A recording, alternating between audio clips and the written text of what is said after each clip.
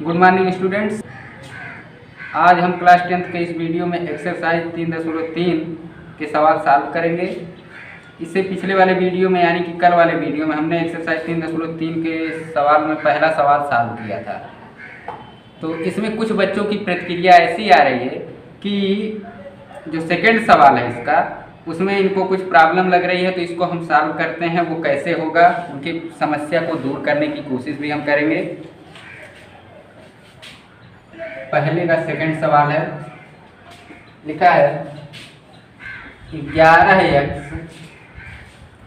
Plus 15y plus 23 बराबर 0। और जो है दूसरा है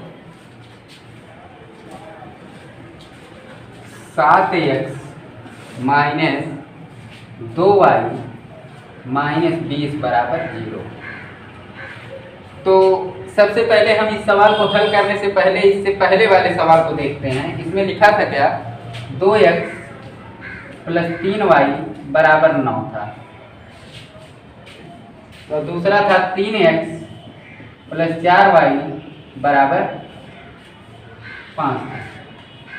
तो जो हमारे पास कमेंट में आया है वो ये पता लग रहा है कि उनको ये प्रॉब्लम है कि इसमें इस साइड में दो अंक थे, यानी दो पद थे, और जो ये दूसरा सवाल है इसमें 3 पद हो गए, जैसे 1 2 ये 3 हो गए। तो उनको हम ये समझाना चाहेंगे कि यहाँ पे भी अगर हम इधर 0 करें तो 9 इधर आएगा, तो इसमें भी इधर 3 पद हो जाएंगे, जैसे 2x प्लस 3y। ये 9 अगर हम इधर ले आए माइनस 9 हो जाएगा, इधर बराबर 0 हो गए। इसमें भी 3 हो गए कि नहीं, 3 पद 1 2 3, जैसे इसमें 1 2 3 है। तो अगर उनको ये प्रॉब्लम है कि इसमें 3 अंक हैं यानी 3 पद हैं, हम उसको कैसे सॉल्व करें, तो वही बात, इसमें y नहीं है, इसको हम इधर पक्षांतर कर सकते हैं, तो इधर 2 पद हो जाएंगे कि नहीं हो जाएंगे, वही इसमें करना है। यहाँ पुनः हम इसको लिखेंगे 11x प्लस 15y ये बराबर, ये प्लस 23 से इधर गया माइनस 23, 0 है इधर, तो 0 के मतलब कुछ नहीं होता है। 0 इस नाते लगाए क्योंकि इसमें दोनों साइड समीकरण है। अगर इधर कुछ नहीं लिखा जाता तो यहाँ बराबर लगाने का कोई मतलब नहीं निकलेगा, इस नाते इधर 0 लिखा गया था। तो 0 का मतलब कुछ नहीं, यानी 23 उधर गया, ये हो गया माइनस 23, ये हो गया समीकरण नंबर 1 आपका। ठीक, इसी प्रकार इसको 7x माइनस 2y बराबर, ये 20 इधर माइनस है, जब पक्षांतर होता है तो चिन्ह बदलता है, माइनस 20 है, इधर हो गया प्लस 20 समीकरण नंबर। अब जो है ये दोनों, इसको और इसको देखिए, क्या इसके जैसा बना कि नहीं बना, बन गया। अब हम इसको सॉल्व करेंगे।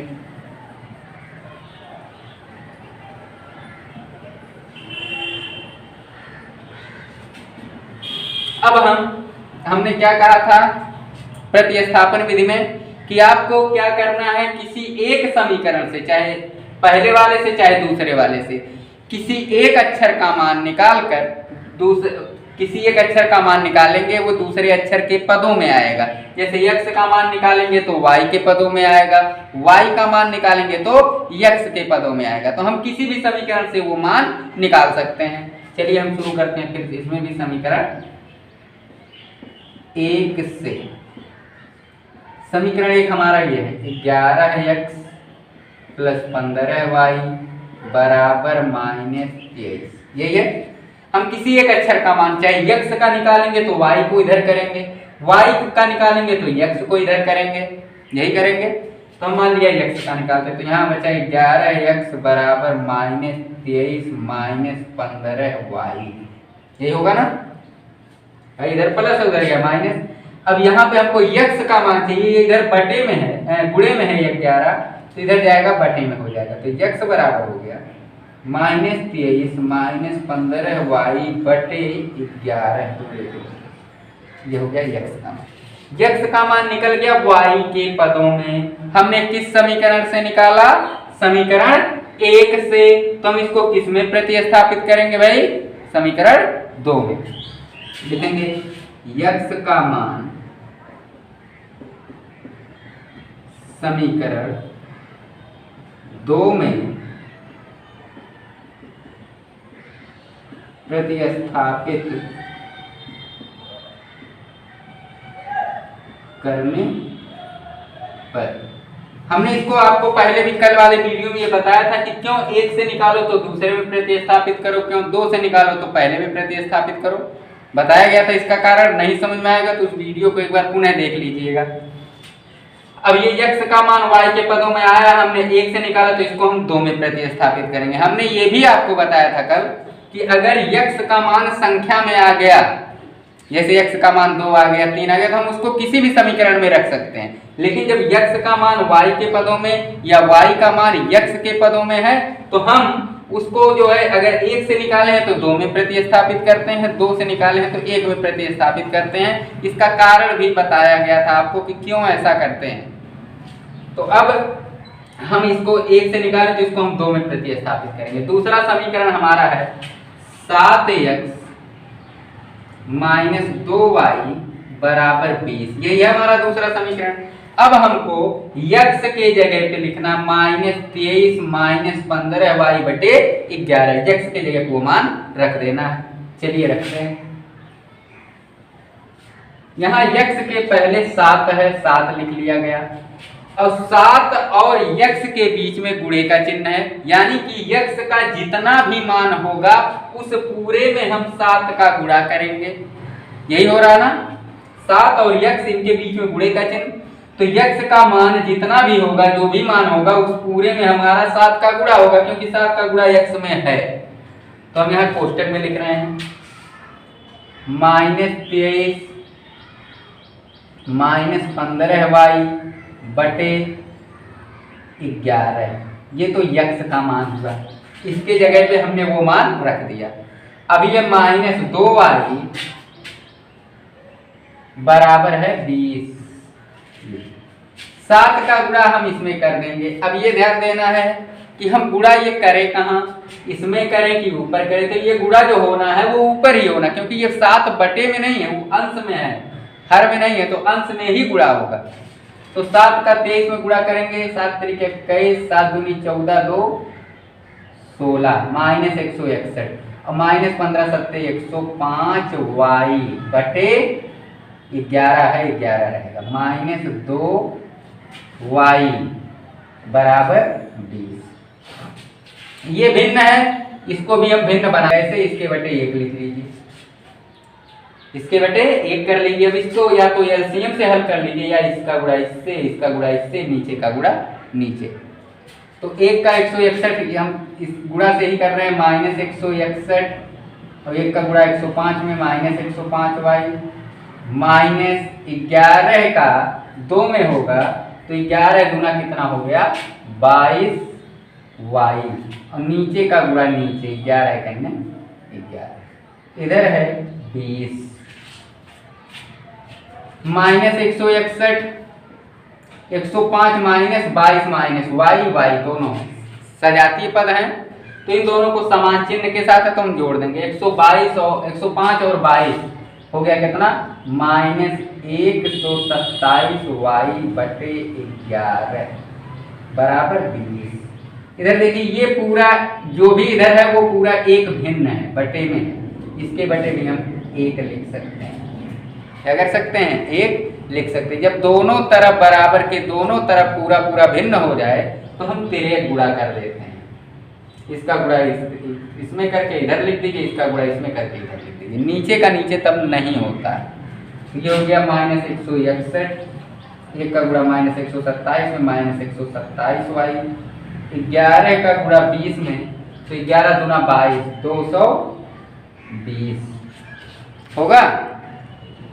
अब 161 हमारा इसमें y नहीं है, इसको हम उधर 75 करेंगे, इधर है -127y बराबर 220, ये गया प्लस 161 -127y बराबर 220 और 161 हो गया 381, y बराबर 381 बटे -127, तो 100 तिया 300, 27 तिया 81, ये इससे कट गया, आ गया 3, y बराबर कितना आ गया -3, y का मान हमने निकाल दिया है, वो है -3।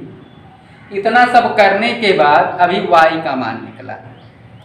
अब ये y का मान संख्या में आ गया। अब हम इसको किसी भी समीकरण में रख सकते हैं। यहाँ पे कोई प्रतिबंध नहीं है कि हम 1 से निकाले हैं तो 2 में रखें, 2 से निकाले हैं 1 में रखें, यहाँ कोई प्रतिबंध नहीं है। हम 1 से निकाले हैं 2 में, यहाँ चाहे जिसमें इसका मान हम रख दें। तो इसको एक बार पुनः देख लीजिए।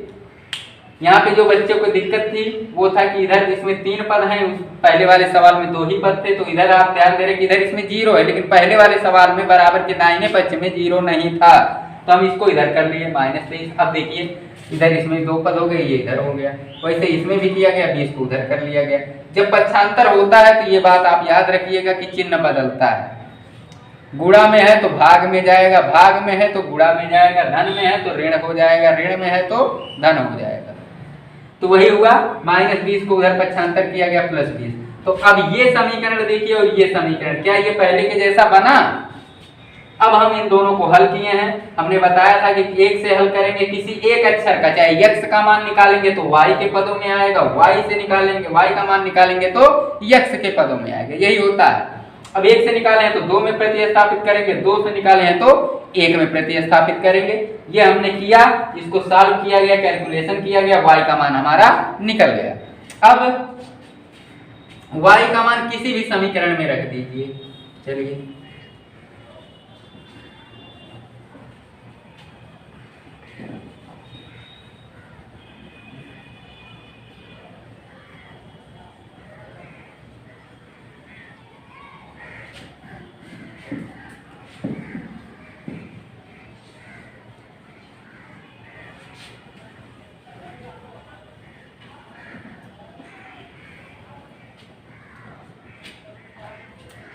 y का मान समीकरण 1 में रखने पर, अब 1 में रखिए या फिर 2 में रखिए, ये आपके ऊपर अब निर्भर करता है, क्योंकि y का मान संख्या में आ गया। हम 1 में अगर रखते हैं तो समीकरण 1 हमारा है 11x + 15y बराबर -23, यही है। y की जगह हमको रखना है -3, 11x + 15 गुणे -3। कोष्टक में क्यों? क्योंकि 15 और y के बीच में गुणे का चिन्ह, और गुणे और माइनस दोनों इकट्ठा हो रहा है, तो 2 चिन्ह इकट्ठा होना उचित नहीं है। कोष्टक में लिखिए बराबर -23। 11x 15 में 3 का गुणा 15 3 45 प्लस माइनस का गुणा -45 बराबर -23। 11x का मान निकालना, इसमें x नहीं है, इसको इधर पक्षांतर कर दीजिए। -23 ये उधर गया +45।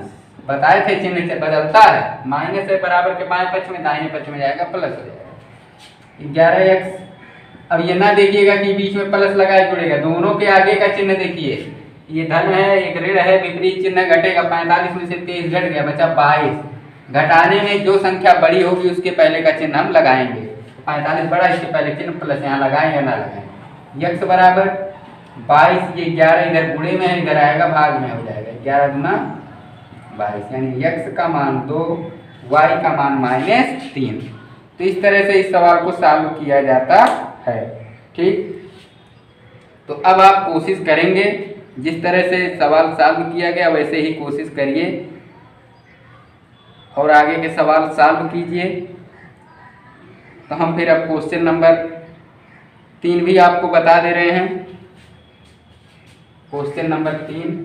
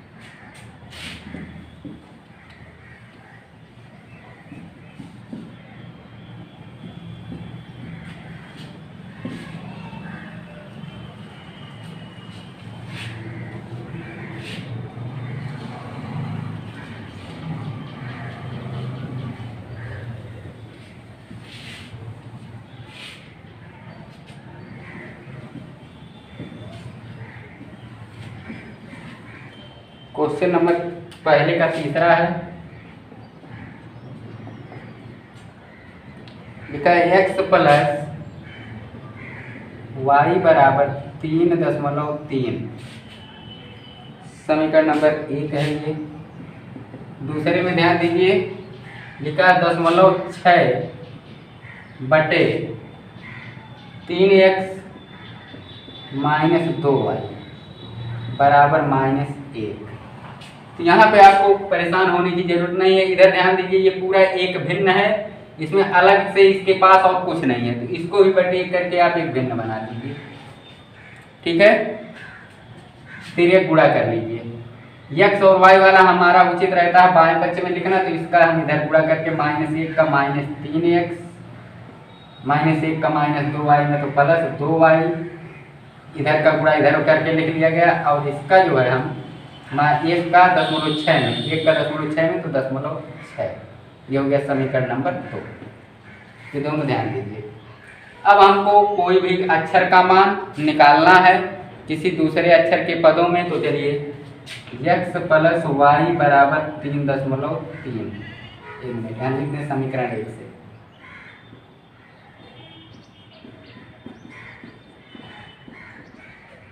x प्लस वाई बराबर 3.3।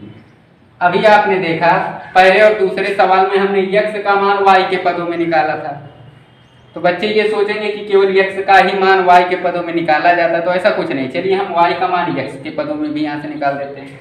यहाँ बचेगा y बराबर 3.3 माइनस x, y का मान निकल गया, यहाँ कुछ है नहीं कि बटे में जाएगा। अब हम y का मान 1 से निकाले हैं 2 में, लिखेंगे y का मान समीकरण 2 में प्रतिस्थापित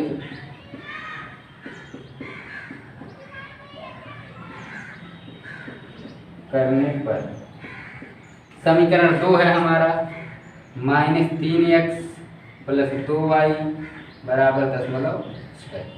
y के जगह पर हमको लिखना है 3.3 माइनस x, यहाँ -3x प्लस 2 का गुणा y में, तो y का जो भी मान हम रखेंगे इस पूरे में इस 2 का गुणा होगा, इसको कोष्टक में लिख दें 3.3 माइनस x बराबर इधर है 0.6। y का मान रखा गया इतना, यहाँ से ये रख दिया गया।